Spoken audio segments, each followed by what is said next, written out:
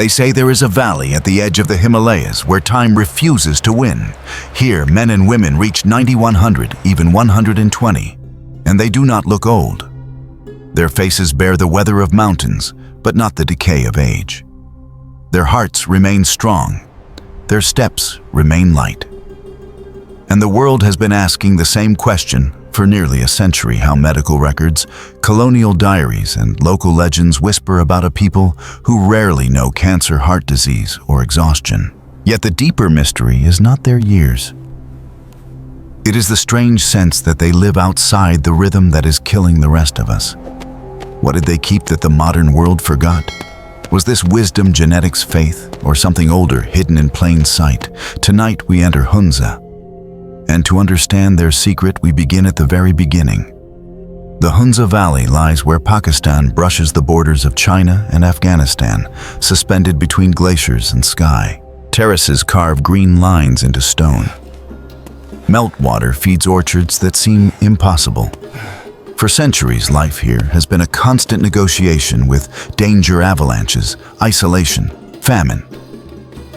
And yet the people who remain are not hardened by it. They are refined by it. In a place where the world is sharp and unforgiving, they learn to live gently. Families are woven into clans, clans into community, and community into a promise no one survives alone. Children work beside elders. Elders speak not as authorities, but as memory itself. And in that memory lies something the modern world forgot: patience, rhythm, time that is not rushed. In a world obsessed with speed, Hunza chose slowness. And somehow, they won. Their history is layered. Long ago, Buddhist travelers left carved Brahmi inscriptions along rocky trails. Later, Islam arrived not with the thunder of conquest, but like a river. Today, most Hunza are Ismaili Muslims, guided by a spiritual leadership that emphasizes learning dignity and responsibility for one another. Literacy exceeds 95%. Knowledge is not a privilege, it is a duty. For more than 900 years, Hunza existed as a small but fiercely independent principality. During the Great Game between the British and the Russians, this fragile valley suddenly mattered. Armies mapped it. Diplomats schemed over it. Yet Hunza survived by doing what it always had, quietly, stubbornly outlasting the storms around it. A tiny kingdom standing at the crossroads of empire, refusing to disappear. The mystery deepens in their language. Burushaski is unlike anything else spoken on earth, orphaned among neighboring tongues. Linguists cannot trace its ancestry with confidence. It is as if the voice of Hunza comes from a path history forgot to write down. And when a people carry a language no one else understands, they also carry a worldview no one else can easily translate. Some biblical scholars have noticed echo-like parallels: ancient peoples wandering into mountains, founding communities built on covenant hospitality and land stewardship. The connection is not literal. Hunza is not some secret lost tribe. But the resonance is haunting. The patterns feel old, sacred. The deeper we look, the more Hunza stops feeling like an isolated village and starts feeling like a preserved idea. And so a question grows, uncomfortable and persistent. Did their extraordinary longevity arise, not from any miracle food or legendary spring, but from a civilization that simply never broke faith with its original design? A way of life aligned with nature, with restraint, with reverence, while the rest of us ran faster and faster toward decay. If something in this story awakens a forgotten longing in you, let your words become part of our shared memory. Leave them not as comments, but as offerings. So this journey belongs not to one voice, but to a community that still believes truth is worth seeking. Because Hunza is not just a place, it is a mirror. And what it reflects may explain why they endure. And why we do not. Now, to understand how their bodies and spirits seem to resist time itself, we turn to the daily rituals that shape them, and to the hidden discipline behind their so-called eternal youth. In the early 20th century, an English physician named Robert McCarrison began writing reports that puzzled his colleagues. He lived among the Hunza and recorded something he rarely saw elsewhere. Almost no diabetes, almost no cancer, almost no heart disease. Wasn't superstition, it was observation. Line after line in his journals described strong lungs, clean arteries, steady hearts. And what startled him most was not simply how long they lived, but how long they remained young. Men worked outside into their 80s. Women carried water up steep stone paths well past the years we would call old. Children grew up watching age, not as decline, but as continuity. Even pregnancies, though rare, were sometimes recorded in women most societies would already have declared finished. Their bodies seemed to slow the clock, and yet nothing here resembled magic. Look at their year. In summer, orchards burst with apricots, mulberries, and fresh vegetables. Life becomes bright abundant. In winter, the color fades. They rely on dried apricots, sprouted grains, fermented cheese, occasional fish or lamb. Their calories hover around 1,900 a day, low in fat, restrained in protein. Here, hunger was never a diet, it was a teacher. But here is the turning point. McCarrison sensed the secret was not that they ate less. It was that they ate with the seasons, in a rhythm shaped by the land, not by appetite or industry. Fasting is not an event, it is winter. Celebration is not indulgence, it is harvest. They didn't chase longevity, they simply refused the habits that shorten life. Biblical language once spoke of times and seasons, seed time and harvest work and Sabbath. Across ancient texts, the body was seen not as a machine to push, but as a creature to align. And the Hunza, without quoting scripture or theology, seemed to have preserved the same grammar of existence: restraint, gratitude, intervals of rest, and a deep unwillingness to war against their own biology. Quietly, this becomes unsettling, because it suggests the problem is not what they possess, it is what we have lost. Their days are full of movement, not exercise. They walk, carry, climb, plant. Work is woven with purpose, not resentment. Nights are dark, sleep is long. The body closes as it was meant to. Their stress is real, but it is specific storms, rockfall, harvest, not the endless, invisible pressure that stalks our modern hours. The more we study Hunza, the more the mystery turns and looks back at us. Which leads to a question few researchers enjoy asking. If longevity emerges when a society aligns itself with limits, what happens to a civilization that refuses any limit at all? And if this story stirs a discomfort inside, you don't silence it, offer it. Speak from the place where your life races faster than your soul. Not as opinion, but as confession, so we remember that we once knew how to live within time, not against it. Because youth here is not a miracle. It is obedience to a pattern older than kingdoms, older than science, older even than memory. But if lifestyle explains so much, why do rumors persist about deeper forces at work? Bloodlines, exile, forgotten migrations.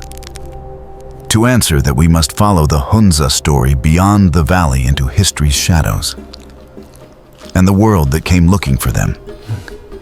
The modern world fell in love with Hunza long before it understood them. Newspapers painted them as ageless. Documentaries whispered about a valley of immortality. Social media crowned them a living Eden, a place where no one dies, where every elder walks like a youth, where sickness dares not enter. It was a beautiful fantasy, and like all fantasies, it demanded a reckoning. Because when researchers looked closely, the picture changed. Yes, there are elders who cross 100. Yes, many remain strikingly strong late into life. But not everyone reaches 120. Not every story survives verification. Traditional age records sometimes stretched memory into myth, and sometimes myth into identity. The greatest mystery here is not the number of years, it is the resilience that carries those years. Hunza history is not a postcard. There were wars small and fierce. There were rivalries with neighboring valleys, migrations driven by scarcity winters when food nearly vanished. And yet, something within the community refused to fracture. Where other societies splinter under pressure, Hunza seems to tighten its weave. Their strength is not heroic. It is ordinary, repeated daily faith that steadies neighbors who notice honor attached to work well done, responsibility that does not evaporate with age. In that sense, Hunza echoes the ancient wisdom found across sacred traditions. Life is sustained not only by bread, but by belonging. In Scripture, long life is not merely a biological gift.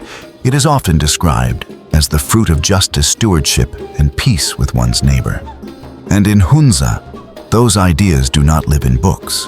They live in custom. Perhaps longevity is not measured only in years, but in the way those years are carried. Still, legends persisted because the people themselves felt old roots beneath their feet. Their rulers once traced ancestry to distant lands. Oral histories spoke of travelers who came, stayed, and became founders. Traders from Central Asia, Kashmir, even further west, passed through this corridor, leaving fragments of culture like seeds blown into soil. Anthropologists argue about bloodlines. Some claimed Greek descent. Others imagined hidden tribes, biblical echoes, forgotten exiles. Most of those claims crumble under science, yet the intuition behind them remains haunting.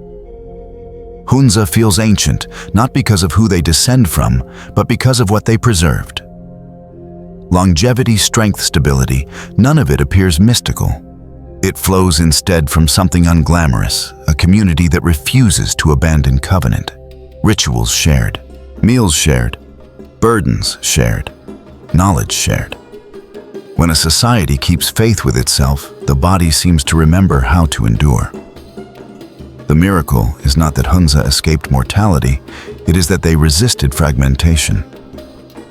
Their form of Ismaili Islam cultivates moderation, service, and education. Learning is devotion. Balance is protection. Spiritual life does not rise above daily reality, it flows through it. And when faith becomes rhythm instead of performance, it shapes everything from diet to dignity.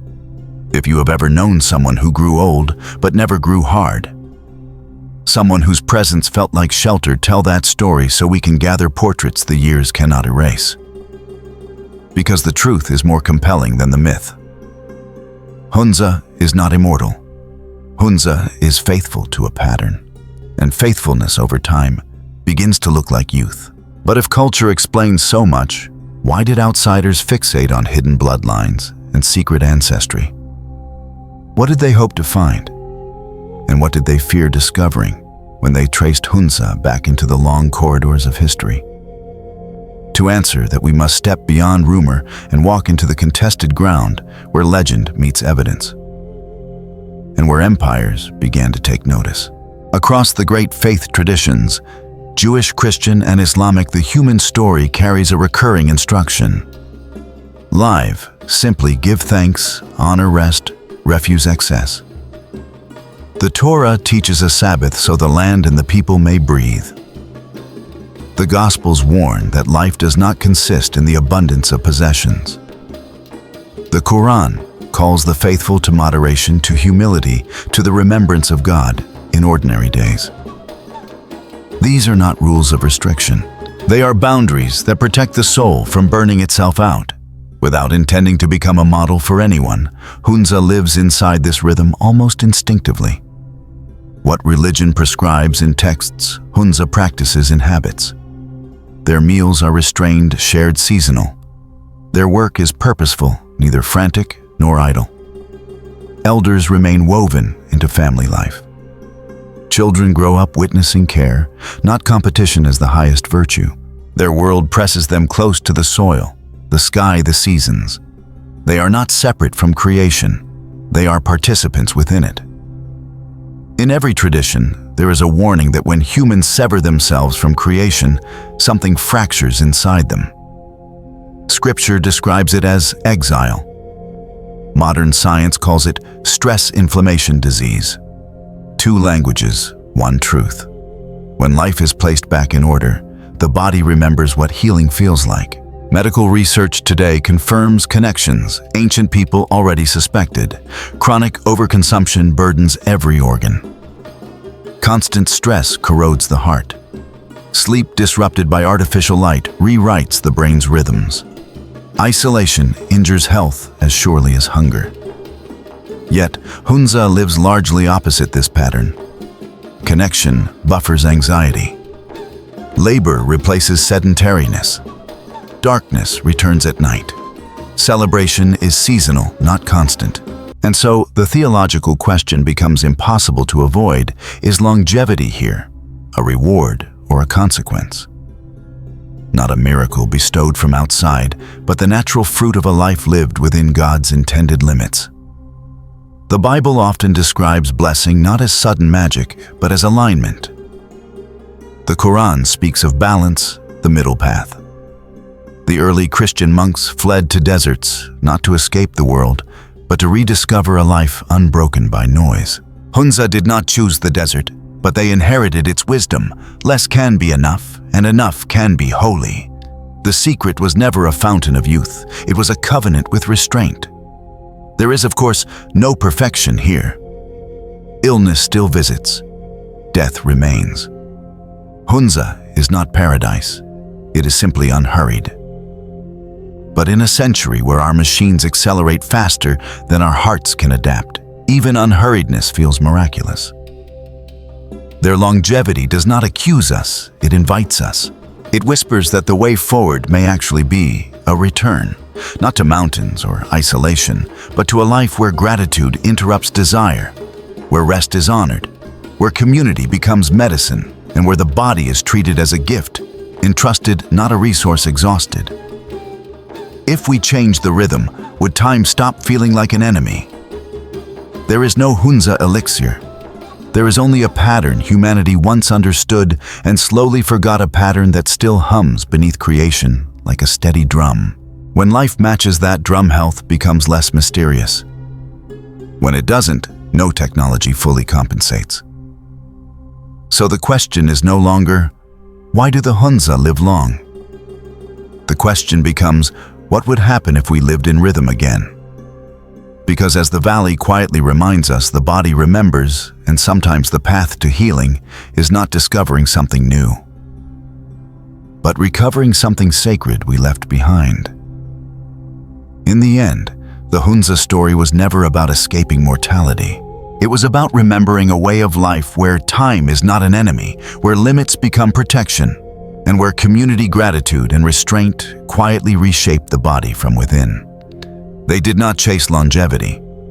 They pursued balance, and longevity followed like a shadow that never quite caught up. And as we leave this valley, the question lingers not, how do we live longer, but how do we live more rightly with the years we are given? The answers are simple, almost disarming, yet they ask something of us. Reflection, courage, a willingness to slow down. If this journey stirred something in you, stay with it. Like the video, share it with someone who needs to hear it, and subscribe so you can walk with us as we continue exploring mysteries that refuse to fade. Leave your thoughts below, your hopes, your struggles, your discoveries, and let them become part of this ongoing conversation. Because our next path leads to another forgotten community where the mystery is not longevity, but the memory of a paradise nearly erased, and what those who remained still remember of it.